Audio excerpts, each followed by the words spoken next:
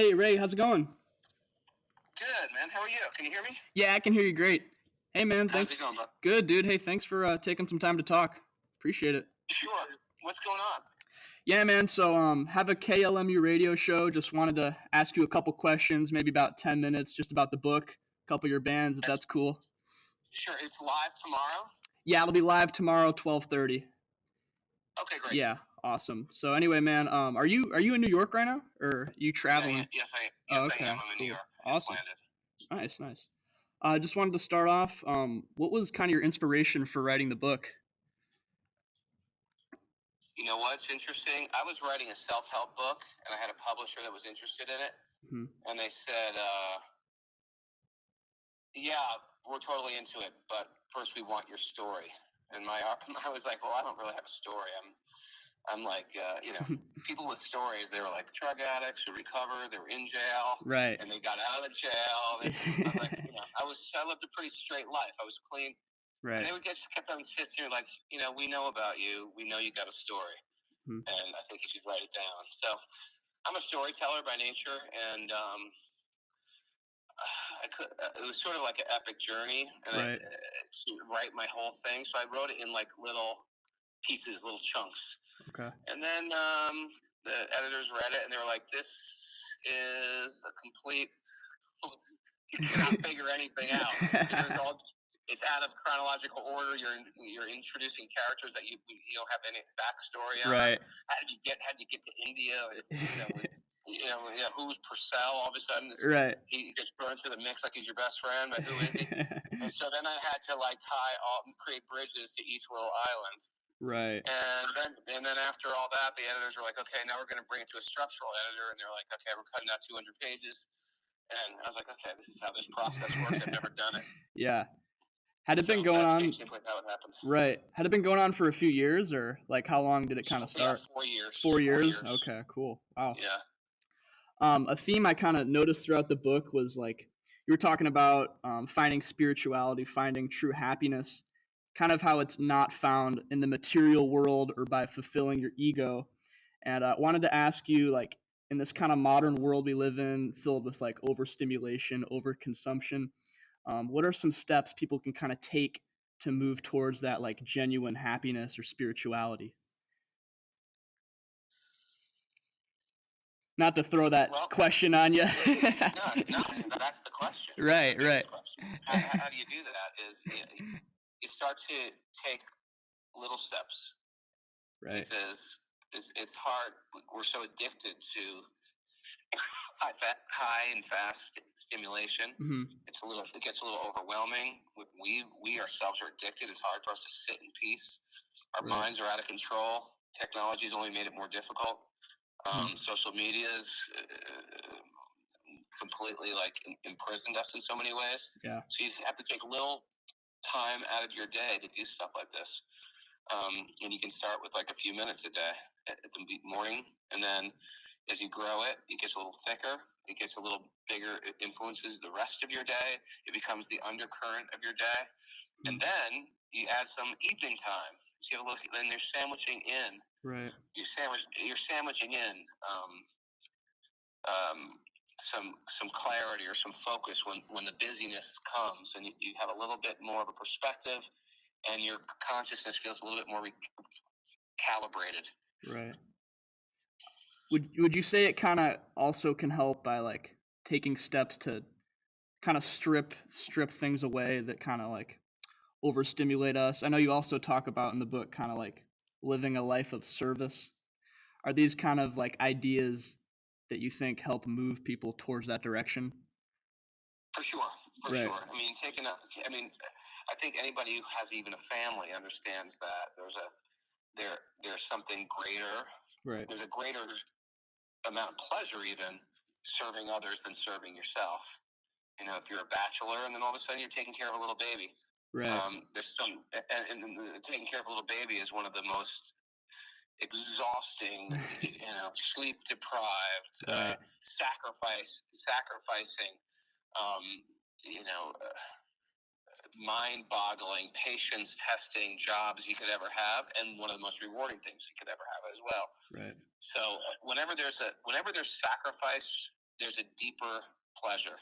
Right. So, and that comes with anything, with every little bit of sacrifice. And the idea is that we see that our body and our thoughts, and our mind and our intelligence and our beauty and our strength and our character and our charisma, it's all meant to be sacrificed, actually.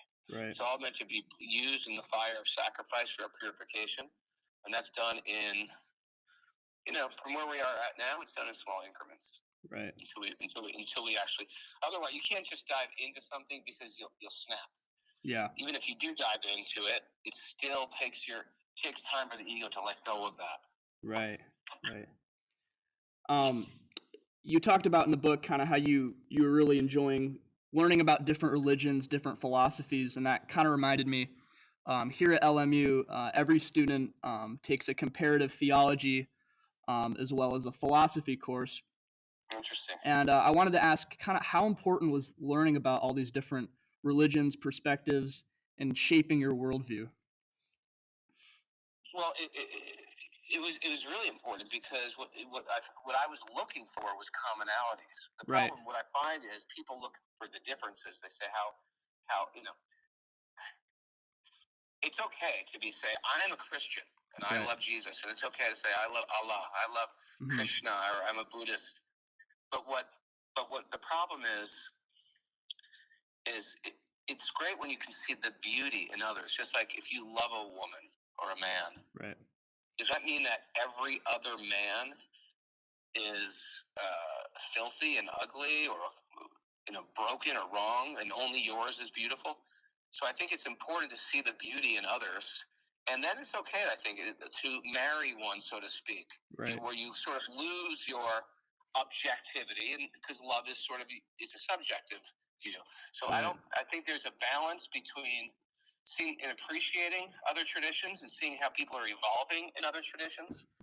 But oftentimes what we find, and this is what I find problematic, is we find exclusivism. Right. Like, I don't. Not only do I not appreciate yours, but I feel like you are deviating people from God and sending them to hell. Right. That's a problem. Yeah. We talked about in one of my classes. I think it was called pluralism, like the idea that there's different paths, kind of thing.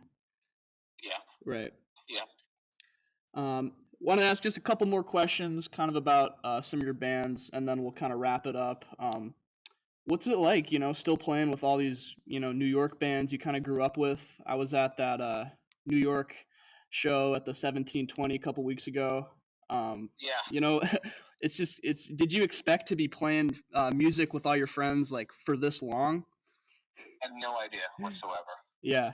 When I remember being, I don't know who your listenership is, but I remember being, 17 and looking at Ray B's from Warzone, who was like 28. I was thinking, who is this old guy? Yeah. He's 28 years old. What the hell is he doing with this? What's he doing with this? Right. And here I am up with Youth of Today. Well, man, with a gray beard, but I didn't think that anyone really care. Yeah. After a couple of years, but it's lasted for some reason. It's lasted. Yeah. I mean, I'm going to see your boy Harley Flanagan tonight with Cro-Mags and a Helmet this evening. They're still playing. Crazy. Tell him I said hi. Will do. I don't know if you read my book yet, but he's all over my book. No, I did. Yeah, he was all over it. And then like when a Youth of Today or a Shelter show happens, like I know a lot of you guys have different commitments, different bands, etc.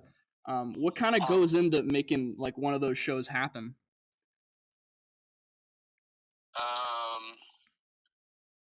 Basically, Sammy, our drummer, calls me up and says, like he just did a moment ago, he said, can you go to Brazil October 18th and October 19th? And I was like, and that's as far as I get.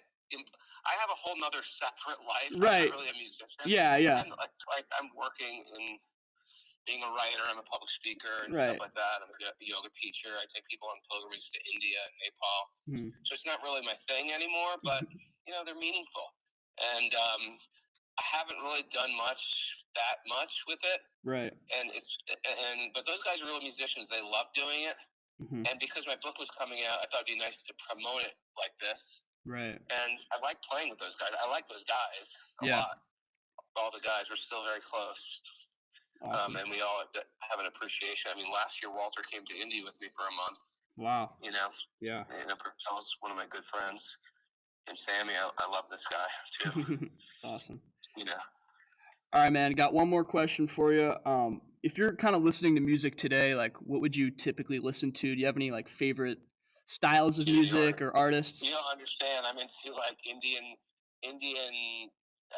music, chanting, right, and things like that. That's sort of like where I went, sort of after, since I was 22. Right. Not that I don't.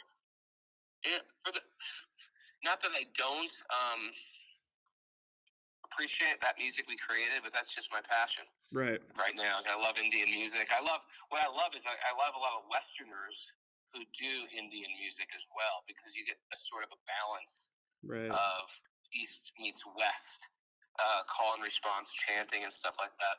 That may not be the audience the hardcore fans want to hear. That I don't listen to hardcore. No, man, it's great. It's genuine. I love it. It's just where I am. Right. All right, man. Well, that's about all I've got. Just wanted to thank you again for jumping on the show, dude. Really appreciate it. My pleasure, brother. And I appreciate all the music. Are we going to ask the same thing tomorrow? The same questions? Oh, no, I just was thinking about just having this pre-recorded, just playing it, if that's cool with you. Okay. This was the interview. I did record this, if that's okay. If you want to do it again, we can. Yeah. Totally up to you. Fine. Okay. I didn't realize that. Okay, my brother. Thanks. Yeah. So we're not doing it tomorrow. This was it. No, I was just planning on playing this if that's all good. If you like it, go for it. I think it's great. All right, my friend. All right, man. Thank you so much. Right. See you later. Bye-bye. Bye-bye.